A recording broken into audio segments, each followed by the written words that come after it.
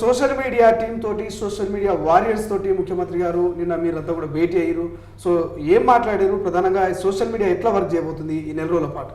అంటే రాష్ట్ర వ్యాప్తంగా కూడా బీజేపీ బీఆర్ఎస్ హ్యాండిల్స్ వేరే ఉన్నాయి కానీ పోస్టులు కంటెంట్లు అంతా సేమ్ వస్తున్నాయి. ఇద్దరు టార్గెట్ కూడా మొన్న కూడా ఒక 4 గంటల సేపు ఫస్ట్ ఏమో అధికారంలోకి రాగానే అహంకారంతో వైర్లు కట్ చేసినటువంటి ఛానళ్ళలోనే ఈయన అహంకారం వైర్లు ప్రజలు కట్ చేసేసరికి మళ్ళీ అవే ఛానళ్ళలో పోయి కూర్చుండు. మీకు కూడా తెలుసు కదా, 4 గంటలు కూర్చొని ఏదేదో మాట్లాడిన దొరలము మేము మా పాత కథ గుర్రాల మీద తిరిగేది లేకపోతే ఏదో పెట్టుకున్నాం అనేటటువంటి అర్థం వచ్చేటట్టు మాట్లాడిండు కదా. సో ఆ అంశాలను అన్నింటినీ గిట్ట మనం తీసుకుంటే కాంగ్రెస్ పార్టీ మీదనే దుమ్మెత్తిపోసిండు, కాంగ్రెస్ పార్టీని మాత్రమే తిట్టిండు, కాంగ్రెస్ పార్టీనే టార్గెట్ చేసిండు కానీ బీజేపీని ఏమన్నా అన్నాడా? బీజేపీ ఓర్ని అంటుంది, కాంగ్రెస్ని అంటుంది, బీఆర్ఎస్ ఓర్ని అంటుంది, కాంగ్రెస్ని అంటుంది. వీళ్ళిద్దరు ఏడు చూడ నిన్ననే చూసినాం కదా, ఈటల రాజేందర్ తర్వాత పక్క రాష్ట్రాలకు పోయి పరవి చేసినాడు ఒకడు ఉన్నాడు. ఏది కాంగ్రెస్లో వస్తాం సార్ మీకు దండం పెడతాము మా గూలగొట్ట కురి అని. ససే మీరు ఆ ముచ్చటే లేదు. అక్రమంగా కట్టినోడు ఎవడైనా తొడలు కొట్టి మాట్లాడినోడు ఎవడైనా కూడా మరి ఛాలెంజ్ ఒప్పుకొని కబడ్డీ ఆడాల్సిందని మేమన్నాం. ఆడకుండా పోయి పక్క రాష్ట్రాలలో పైరవీలు కొట్టిండు, తర్వాత ఏదో చుట్టంతా తిరిగిండు. లాస్ట్కి ఇప్పుడు బీజేపీ తోటి కలిసిపోయినా అన్నా నువ్వు గెలిచిపోతున్నావే అని చెప్పి మాట్లాడుతున్నావు.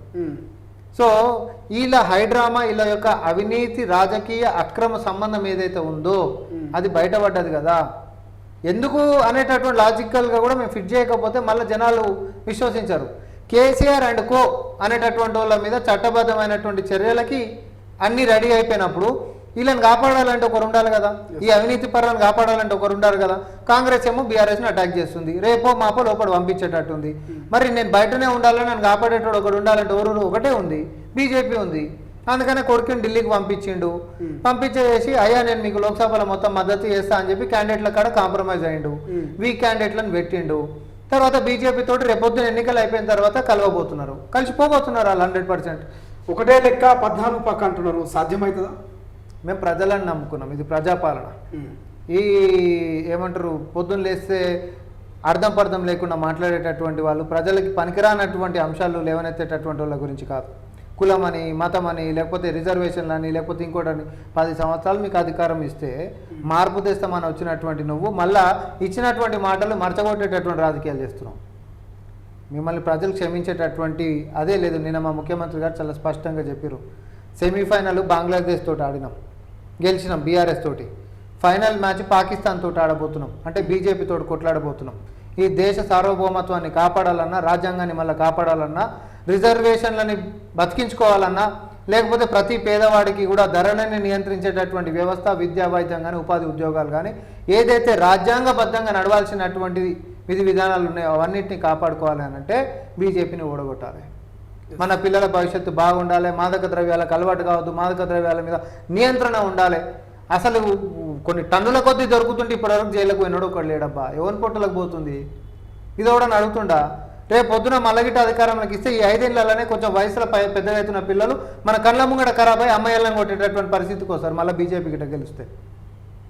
మాదక ద్రవ్యాలకి అడ్డాగా దేశాన్ని మొత్తం మారుస్తున్నటువంటి దాంట్లో బీజేపీ ప్రధానంగా ఉంది.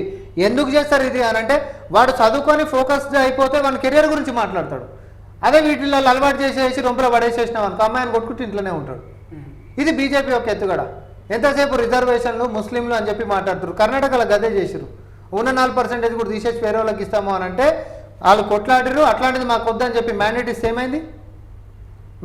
ఏమైంది, తీసుకో బీజేపీని బంగాళాఖాతంలో పడేసిరా లేదాడా. సో ఇట్లాంటివి ఎక్కడ కూడా భారతదేశంలో నేను బాగుండాలి, నా చుట్టుముట్టు పరిస్థితులు అందరూ కూడా బాగుండాలనే కోరుకునేటోళ్ళు ఉంటారు తప్ప నాకు కనువైనా సరే నీ 2 కళ్ళు పోవాలని కోరుకునేటోళ్ళు ఉండరు. ఈ దేశం రక్తంలో ఎంతసేపు త్యాగం ఉంది, శాంతి ఉంది, అహింస ఉంది. అంతేగాని విద్వేషాలు విధ్వంసాలతోటి నమ్ముకున్నటువంటి బీజేపీని ఎంటర్టైన్ చేసేటటువంటి డిఎన్ఏ ఈ దేశంలో లేదు. టెంపరీగా కనిపిస్తుండొచ్చు కానీ పర్మనెంట్గా మాత్రం ఎంతసేపు నాన్ వైలెన్స్ అంటే అహింస, శాంతి లేకపోతే మన యొక్క ప్రోగ్రెస్ అండ్ పేషెన్స్ మాత్రమే గెలుస్తాయి. టాలరెన్స్ అంటాం మనం దాన్ని, సహనం. ఇప్పుడు అన్ని మతాలకు ఒక గల్లీలో ఉంటాం శ్రీశైలం, ఒక్క గల్లీలో 4 రకాల మతాలు ఉంటాయి, 100 రకాల కులాలు ఉంటాయి, కట్టుబాట్లు వేరే ఉంటాయి, భాషలు వేరే ఉంటాయి, యాస వేరే ఉంటుంది, లేకపోతే వాళ్ళ ఇంట్లో ఒక పద్ధతి వేరే ఉంటుంది. అన్నిటి కూడా ఒక ఛత్రి కింద ఈ దేశంలో ఉండి ఇదే దాంట్లో కొన్ని వేలాది మంది హిందూ దేవతల ఆశీర్వాదం ఉంటుంది, అల్లాది ఉంటుంది, క్రీస్తుది ఉంటుంది, తర్వాత జైనులది ఉంటుంది, లేకపోతే బుద్ధిజంది ఉంటుంది. అన్ని దేవుళ్ళ బలంతో దేశాన్ని కాపాడుకోవడమే ఈ యొక్క భారతీయత. యూనిటీని డైవర్ట్ చేయడాన్ని ఉత్తగా అనలే మనం. అది ఉత్తగా రాలే, కొన్ని వందల మంది వేల మంది చచ్చిపోయిన తర్వాత కాపాడుకోగలిగినాము. లేకపోతే అన్టచబిలిటీ దాకా వెళ్ళిపోతుంది ఇది. లేనోడికి అర్థం కాని ఏంటి అని అంటే, ఒకడు మనల్ని మోసం చేస్తున్నాడు ఈ పూటకి, మీరు కొలువులు బంద్ చేయరి, మీరు అది బంద్ చేయరి, మీరు 6 నెలలు న్యాయం పడరే అని చెప్పి స్వార్థం నాయకుడు మాత్రమే అంటాడు. మన పబ్బం గడుపుకోవాలనుకునేటోడు. మీరు కొలువులు కావాలి, మీ కొలువుల కోసము మీరు కొట్లాడుతుండని మేము కూడా కొట్లాడతామని అనాలి. మతాల చిచ్చు పెట్టినంత మాత్రాన ఏమొస్తుంది అంటే, వానికేమో పోస్ట్ వస్తుంది, నీకేమొస్తుంది, చేతుల కత్తులు వస్తాయి, లేకపోతే పోలీస్ స్టేషన్లలో కేసులు వస్తాయి. ఈ చైతన్యంతో యువత ఆలోచించాల్సినటువంటి అవసరం ఉంది. అందరూ కలిసిమెలిసి ముందుకు పోవాల్సినటువంటి దాంట్లో ఏదైనా ఎక్స్ట్రీమిజం మంచిది కాదు. అది ముస్లింలలో అయినా ఎక్స్ట్రీమిజం మంచిది కాదు, హిందువులలో కూడా ఎక్స్ట్రీమిజం మంచిది కాదు. ఈ ఎక్స్ట్రీమిజం కేవలం స్వార్థపరులు మాత్రమే చేస్తారు, అవకాశవాదులు మాత్రమే చేస్తారు. లేకపోతే కెరియర్ గురించి ఆలోచించేటటువంటి ప్రభుత్వాలు మనకు కావాలి. రామ్మోహన్ రెడ్డి గారు ఇవాళ బీజేపీ రాష్ట్ర అధ్యక్షులు కిషన్ రెడ్డి గారు చెప్తున్నారు, ముస్లిం రిజర్వేషన్ను బరాబర్ ఎత్తేస్తామంటున్నారు, బీసీలకు అన్యాయం జరుగుతుంది అంటున్నారు. ఎట్లా చూస్తారు? ఒకటి, అసలు వాళ్ళ ఉద్దేశమే చాలా స్పష్టంగా ఉంది. 400 సీట్లు దేనికోసం అడుగుతారు అంటే, దేశంలో మొత్తం రిజర్వేషన్లే తీసేస్తామంటారు. ఓన్లీ ముస్లింలు అనేది ప్రచారాలలో చెప్తారు, కానీ దేశంలో ఉంటున్నట్టు రిజర్వేషన్లు మొత్తం తీసేసేయాలని చెప్పి వాళ్ళ వాట్సాప్ యూనివర్సిటీలలో మొత్తం అందరు ఫార్వర్డ్ చేసుకున్నటువంటిది. వాస్తవానికి రిజర్వేషన్స్ అనేది కేవలం ముస్లింలా తీయాలనేటటువంటి కుట్ర కాదు ఇక్కడ జరుగుతుంది. బడుగు బలైన వర్గాలకు మొత్తం తీసేయాలనేటటువంటి కుట్ర జరుగుతుంది. ప్రధానమంత్రి చుట్టుముట్టు ఉండేటటువంటి అఫీషియల్స్ మొత్తం ఒకటే వర్గానికి సంబంధించినటువంటి వాళ్ళు 70 మంది ఉంటే 68 మంది ఒకటే వర్గానికి సంబంధించిన వాళ్ళు ఉంటారు.